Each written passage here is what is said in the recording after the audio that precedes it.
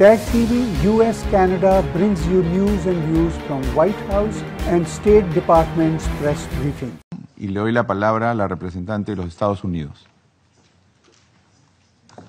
Thank you, Mr. President. Mr. Lowcock, thank you for your briefing. And Special Envoy Griffiths, the United States welcomes you to this council. You have taken on one of the world's most difficult diplomatic assignments, and we thank you for it. The United States fully supports your efforts to find a political solution to the conflict in Yemen. We especially appreciate that you have quickly reached out to all of the Yemeni parties involved. We hope that all parties will engage the UN without preconditions going forward. Yemen is an issue where it should be easy for all of us on this Security Council to agree. Yemen isn't Syria. We agree that there needs to be peace in Yemen, and that this war has taken a horrifying toll on the Yemeni people. Government services like schools, hospitals, and clean water barely exist anymore. This chaos is the perfect environment for terrorist groups like Al-Qaeda and ISIS to find safe haven and plan attacks that could threaten us all.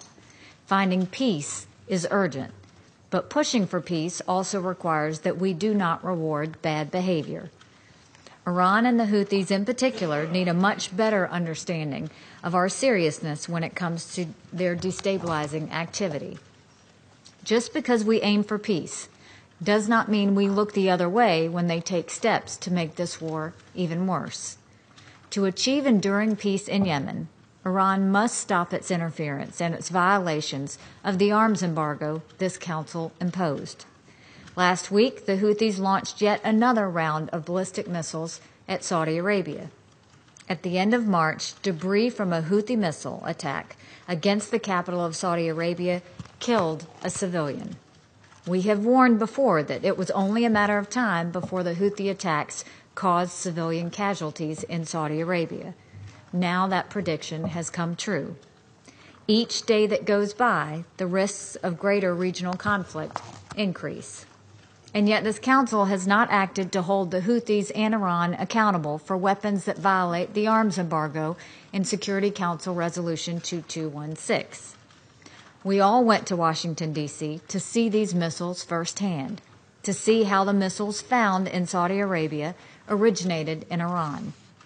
Then the independent and impartial UN panel of experts backed up when we showed you and confirmed Iran's non-compliance with Resolution 2216. The evidence is there, and it is strong. The Houthis didn't just figure out on their own how to build and fire ballistic missiles more than 1,000 kilometers to hit the Saudi capital. Iran is supporting them. This council taking action to stop the flow of arms to the Houthis would be a step forward, helping to resolve this war.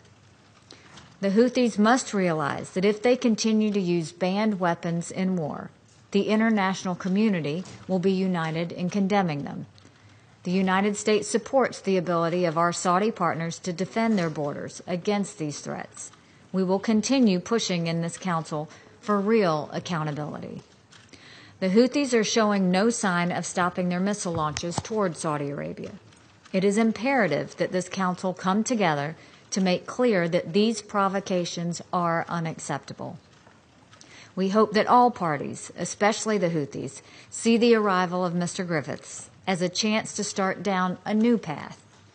It is long past time for all parties to show flexibility and restraint in the service of a real negotiated settlement. I suspect that if we could hear from ordinary Yemenis, that's the same message they would be sending. The UN has emphasized the dire humanitarian stakes. The bottom line is that 18 million Yemenis do not know where their next meal will come from. Something has to change. That's why the United States emphasizes once again that all parties must do more to expand access for commercial goods and humanitarian aid to reach the Yemeni people. We are doing our part. We funded 4 mobile cranes for the port of Hodeidah, which we expect will increase the flow of goods through that port. The United States also supports the UN verification and inspection mechanism as a tool that helps address the threat of weapons smuggling, while also helping get ships with legitimate cargo to Yemen. It is vital that the port of Hodeidah remains open to commercial and humanitarian traffic, and we appreciate the steps that the parties have taken to keep the port functioning. Beyond reaching the port, aid workers should be able to move freely throughout the country to deliver the humanitarian assistance to those in need. The United States has also joined donors in taking steps to respond to this humanitarian crisis. We have announced almost $87 million in humanitarian aid to Yemen this fiscal year. We applaud Saudi Arabia and the UAE in particular for putting forward almost $1 billion toward the UN's humanitarian response. As long as the war continues, the parties must take care in the way they plan and carry out attacks to reduce human suffering on the ground. We have called on all parties to take appropriate measures to mitigate the risk of civilian casualties and damage to civilian infrastructure. The United States is working to offer support to the Saudi-led coalition while minimizing civilian casualties. The Houthis must halt their indiscriminate shelling and ensure that humanitarian aid is delivered without any diversion or delays. The war in Yemen is at a critical turning point. We have a new envoy ready to promote peace. This council can take steps to address the Houthi ballistic missile provocations, promote humanitarian access, and support a return to talks. These are the goals that all of us ought to share, so we should not hesitate to take action as a Security Council to achieve them. That means not being afraid to call out the Houthis and their Iranian patrons by name in future resolutions.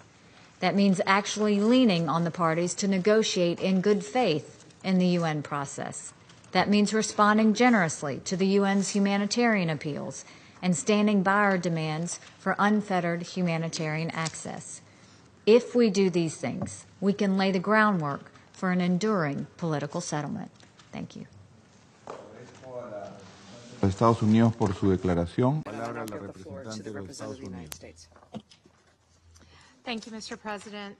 Thank you again, Undersecretary Lowcock, for your briefing. As always, you inform us and put the gravity of Syria's humanitarian situation in perspective.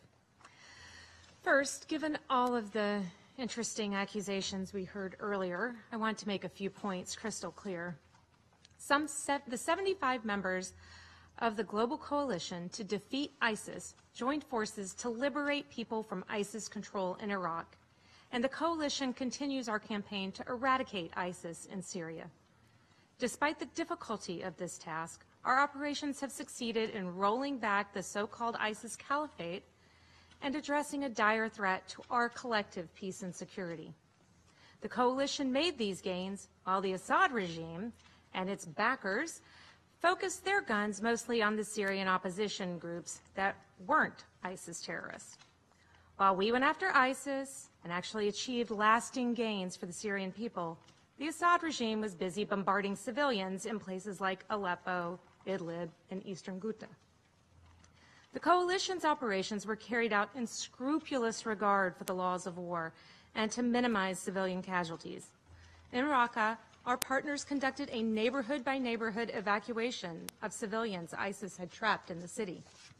The United States will once again put on the record that UN humanitarian convoys are welcome at any time in Raqqa or Ruhban. We welcome this assistance and are ready to do everything that we can to assist it. As Undersecretary General Lowcock noted, a UN interagency team successfully carried out an assessment in Raqqa just 2 weeks ago. In Ruhban, coalition forces are also acting to support humanitarian efforts and have worked with the UN and other partners to provide requested details on operational security and medevacs. The bottom line is that the United States is ready to support humanitarian deliveries. The delay, as always, continues to be whether the Assad regime will grant permission for the UN's convoys to move. We keep hearing in this chamber about mine clearance in Raqqa. Removing unexploded ordnance is one of our top priorities when it comes to stabilizing the area. So far, we have cleared almost 3,000 explosive remnants of war. We have cleared almost 300 critical infrastructure sites, provided mine risk education for 40,000 people, and trained over 120 Syrians to conduct demining operations. This task is not easy, thanks to the quantity of munitions ISIS left behind. But we recognize this work is vital to ensure Syrians can return home safely. On top of mine clearance in Raqqa, we have provided more than $50 million in food and non-food items to the most vulnerable. For example, we have given close to 300,000 pounds of food and 151 million liters of water to more than 195,000 people. I could go on and talk about the schools and medical clinics we've supported or our efforts to restore electricity. We would be happy to brief our fellow council members at any time on these details. The issue is that we're not here to educate ourselves about the global coalition to defeat ISIS's work in Raqqa and our continued efforts to facilitate cross-line delivery into Ruhban. Russia has called us here as part of a messaging campaign to try to distract from the atrocities committed by the Assad regime.